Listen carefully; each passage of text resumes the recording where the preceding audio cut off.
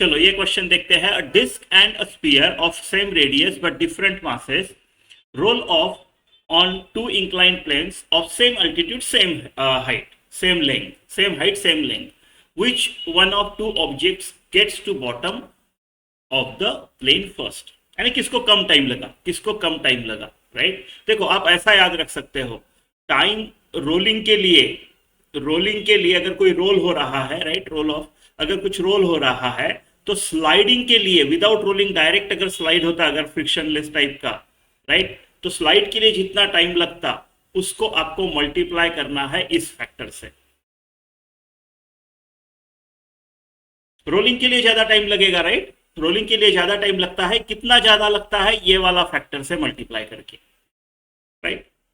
ये आप ध्यान में रख लो, ये जो फैक्टर है ना बड़े काम का है, 1 plus K square plus R square, right. दोनों मान लो सेम हाइट से निकले हैं, राइट, सेम इंक्लाइन से निकले हैं, अलग अलग एक डिस्क है, एक स्पीयर है या सिलेंडर, ऐसा कुछ है, राइट। तो रोलिंग के लिए टाइम का तो मैंने जैसे बोल दिया ना, वैसे ही वेलोसिटी, जब नीचे आएगा तब रोलिंग वाले का वेलोसिटी कम रहेगा। देखो कंजर्वेशन ऑफ एनर्जी करो, राइट, स्लाइडिंग में पूरा का पूरा mgh हाफ mv स्क्वायर में कन्वर्ट हो जाएगा, लेकिन अगर रोलिंग है तो हाफ i ओमेगा स्क्वायर भी होगा plus half mv cm square होगा, राइट, सेंटर ऑफ मास का वेलोसिटी, तो कम ही रहेगा ना रोलिंग में। तो वेलोसिटी नॉर्मल होता तो आपको पता है 2gh आता है, √2gh, आपको इसको इस फैक्टर से डिवाइड करना है, इस फैक्टर से उतना कम हो रहा है, √1 plus K square by R square.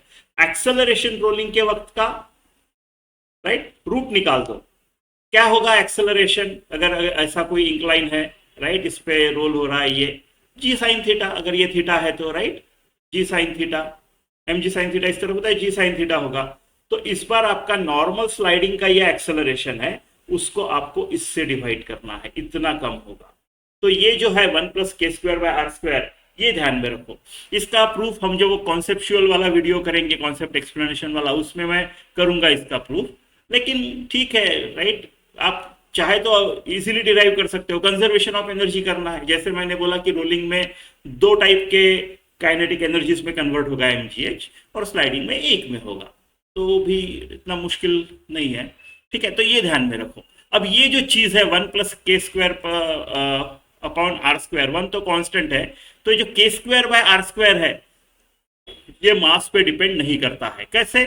I equal to क्या होता है, समथिंग, जैसे देखो अभी डिस्क का देखो, डिस्क का हाफ एम आर स्क्वायर होता है I, और I इक्वल टू एम के स्क्वायर भी होता है, तो mm तो कटने वाला है ना, राइट।